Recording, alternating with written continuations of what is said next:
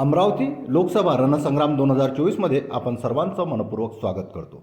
निवडणूक म्हटलं की शहरासह गावखेड्यात चर्चा, सभा, अफवा, समीकरण या सर्व गोष्टींना विविध ठिकाणी ऐकताना मिळतात।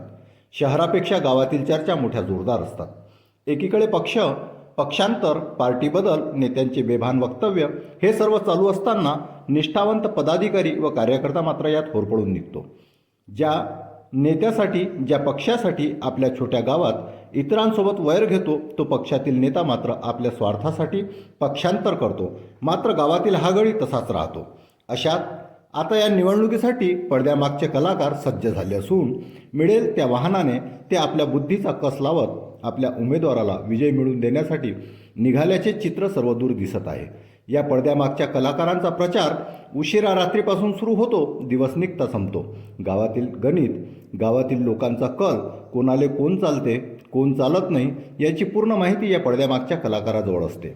अशात कुठे कोणता मुद्दा उभा केला की आपल्या उमेदवाराची बाजू मजबूत होते हे याला चांगलंच माहीत असतं।